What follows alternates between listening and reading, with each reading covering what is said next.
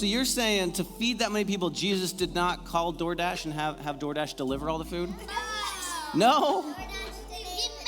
It didn't exist back then. Oh, well, I know. Did Jesus send the disciples to Costco to go get the food? No. He actually multiplied it. He multiplied. You are right. Yeah, so let me read to you the story from John chapter 6, starting at verse 5. So here's the story. So you're right. He multiplied it. So John 6, starting at verse 5, it says, Jesus looked up and saw the large crowd coming toward him. He asked Philip, Philip was one of his disciples, he asked Philip, where will we buy food to feed these people? Jesus said this to test him, for he already knew what he was going to do. I like that part. Jesus knew what he was doing, but he wanted to test Philip. So Philip replied, more than half a year's salary worth of food would not be enough for each person to have even a little bit of food. One of his disciples, Andrew Simon, Peter's brother, said, hey, a youth here has 5 barley loaves and 2 fish. But what good is that for a crowd like this? Jesus said, have the people sit down. Is everybody sitting? Yeah, everybody's sitting. So Jesus said, have the people sit down. There's plenty of grass there. They sat down, about 5,000 of them. Then Jesus took the bread. When he had given thanks, he distributed it to those who were sitting there. He did the same with the fish, each getting as much as they wanted. When they had plenty to eat, he said to his disciples, gather up the leftover pieces so that nothing will be wasted. So they gathered them and filled 12 baskets with the pieces of 5 barley loaves that had been left over by those who had eaten. Isn't that so cool? So remind me from the story, how much food did Jesus have to work with? 5 loaves. 5 loaves of bread and 2 fish. And 2 fishes, that's right. But he did multiply it, yes. So could you grab that brown paper bag right there, please? Please tell me there's bread in there. Thank you. All right, and thank you. All right, so let's see. Can you open this bag for me and pull out what's inside? Tell me what's inside. What is it? A fish. There's a fish. Is there another one in there? 2 fish. Yeah, I don't have any bread, but we've got 2 fish. Is this enough? Like, let's pretend that this is real food. Could we feed everybody in this room with 2 fish? No. So what they did, I don't have a basket, but I do have a bag here. So I've got a bag, and so there. Here. Stay down so everybody can see. Now, just so everybody knows, it's an empty bag. You see, it's inside out, empty bag, right? It's empty, nothing there. And even to prove that, I've got a zipper here. Can you unzip it for me? I can.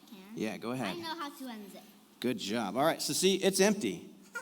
Empty bag, right? If it was full, you'd probably be pushing food out, right? Right? You see, I can see people through it. It's stay down. I'm gonna tell you Sit down. something. Hold on. If it was full, you'll probably be pushing food out, right? Well, here, stick your hand through it. It's an empty bag, right? It's empty. Okay. I'm gonna tell you something.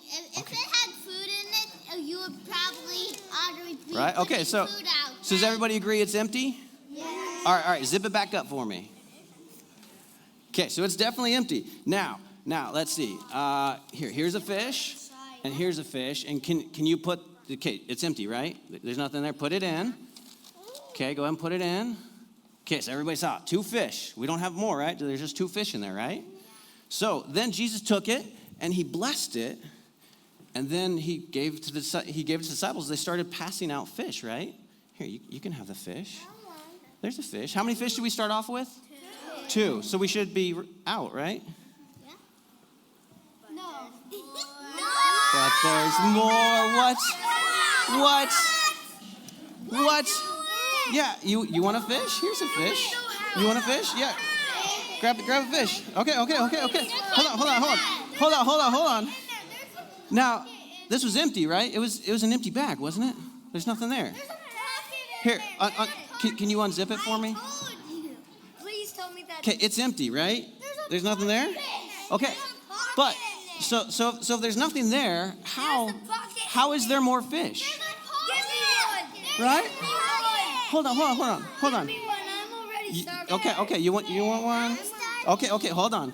You're starving. There's enough fish for everybody. Okay. There's enough fish. You already got a fish. Oh, you already have like 3 fish. Okay, does everybody have 1 fish? Okay, Ezra, okay. Now, this bag was empty, right? Yeah, it is? Okay, you need one? Okay, so, hold on. So everybody sit down. So it's an empty bag, right? When fish fall through? But how do I keep pulling more out? Okay, so everybody got a fish, right? So, okay, everybody sit down. Shh, let's settle back down. Now, so what I did there, I didn't really multiply fish. Okay, it's a trick there. It's not true magic. But what Jesus did. Yeah, okay, let's settle. It's my turn to talk right now, all right? That was pretty exciting though, wasn't it? Yeah. Did all the adults see that too? Yeah. It's pretty cool. Now so Jesus did that for real. Okay, all right. Let's sit down, everybody. So Jesus did that for real. I did a little trick, but that wasn't for real for me. But Jesus made real food. He multiplied it, as you said. And I think that's so cool. Now, what I also love is that he used a kid's lunch to do it with. Because Jesus could have done the miracle any way he wanted, right? He could have just snapped his fingers or whatever, but he wanted to use a kid to be a part of that. And he didn't have much, right?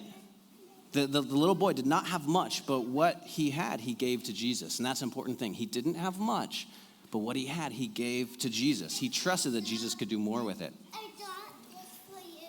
Oh, you can hold on to it. Thanks, Ezra. Now, did you know that even if you don't have much, you can give it to Jesus as well? Even though if you don't have much, you can give Jesus your love, and you can be kind to others. And it may not feel like much, like, well, I was just kind to that person. Is that much? But Jesus doesn't need much to work with. And because he can just multiply it. Right, because he can multiply it. So what can we learn from this story? What do you guys learn from this story? Yeah, go ahead. Jesus can do anything. Jesus can do anything. That's true. Okay. And also, I think it's important that oh, yes? Throwing popcorn. Throwing popcorn is not part of the story. No. But what is part of the story, hold on, okay, my turn to talk again, my turn, is you can make a big difference. You can make a difference even if you feel small. You can make a big difference. Do you know that? Yeah. And that when you... did a lesson even if you're small, do big things. Yes. And when you trust Jesus, he can do big things in you and through you. Yeah, you want to say something?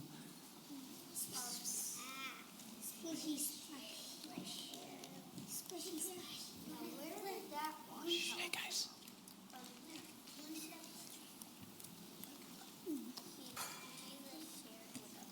Jesus shared with other people. That's true. Yeah, that's true. That's good. Now, one last question for you kids.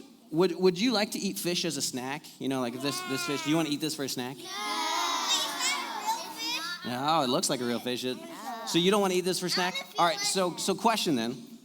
What do you get when you take fish and bread and put it together? What do you get? A fish sandwich. Well, a fish sandwich, one thing. But even more delicious, how about goldfish? Do we like goldfish? Okay. Okay, so can you pull that black thing off of there? Yeah, go ahead. So we've got goldfish right here for everybody. So yeah, go ahead and pull it off. So all you kids grab some goldfish, grab one bag, and then go back to your seats with your parents, okay? No, you can hold on to that fish. That was fun. Hey, Bear, do you want some goldfish? You want me to return this? No, you can keep the fish. So right over there is some goldfish. You can grab a bag. Save it for Sky. Sky usually likes playing with stuff. Oh, you forgot one fish. Oh, thank you. Yeah, goldfish are right over there. Go grab a bag. I wonder. You can hold on to it. I'll just keep it on. All right, that was fun. Yeah, go back to your seat and they can help you open it. All right, so as the kids find their seats, I'll talk to the grown-ups for just a couple minutes. And so for the grown-ups, I have a question for you, is what do you have? What do you have? And not physically right now necessarily, but in your life. What do you have in your life? What do you have that you could offer? You know, the little boy didn't have much, so maybe you're looking at your life. I mean, you're looking at how much energy you have on any given day, or your time. How much time do you have to offer, or your relationships, even your bank account, or whatever it is. And you're thinking, whatever it is, if you're looking at your life, the things in your life, and you're thinking like, man, this isn't enough. I don't have enough money to get to the end of the month, or man, I just don't have enough energy to get through today. This is too much. Maybe you've said that this week, that I don't have enough time, or I don't have enough to give. I don't have what it takes. And yet in this story, we see that Jesus doesn't start with abundance. Jesus starts with scarcity. And so though this is a fun little Sunday school type story, it's a real, true story. And Jesus didn't start with abundance. He started with not enough. 5,000 people to feed. What do we got? We've got 2 fish and 5 loaves of bread. That's not enough. And yet it was enough in the hands of Jesus. The miracle began when someone brought what they had to Jesus, even though it looked laughably small. And I said this before, I love that it's a child's lunch as well. Because it reminds us that the kingdom of God is not powered by the strong or the wealthy or the influencers, but that everyone can play a part in the kingdom of God. And so even a kid can play a part. And also, they're not mentioned in the story, but also I think we should give some props to the mom that packed that lunch, right? Like, go moms, you're behind the scenes making things possible.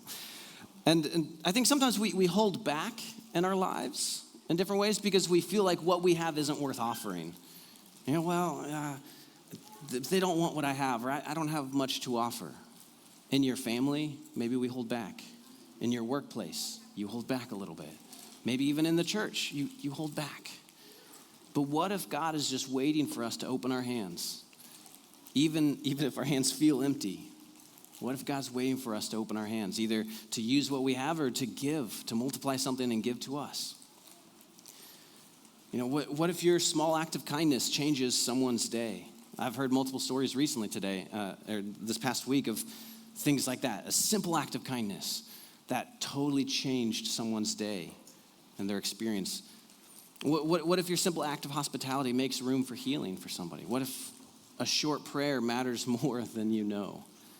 What if your willingness to show up when you're tired becomes sacred ground? Now for you, maybe it was a long summer and you're just like, oh my goodness, I'm worn out. Or you're just dreading the beginning of school because, this weekend is that transition heading into school this next week. And so the activities and the busyness and the change of schedule is right ahead of you and you're just like, oh my goodness, I don't know if I can do this. I don't know if I have enough left. But God can do a lot with a little. And so as you go into this fall, into this new school year, I want you to remind yourself of that. God can do a lot with a little. And also that Jesus multiplies what was offered, not what was withheld. There probably were some other people that had, some snacks tucked away as well, but only one boy came forward with his lunch. So God multiplies what is offered, not what is withheld. And so as we think about that, before the bread was multiplied in the story, Jesus did something else. What did he do when he had the bread? He gave thanks, right? He gave thanks for what was given. He blessed what seemed to not be enough. Do we do that in our lives?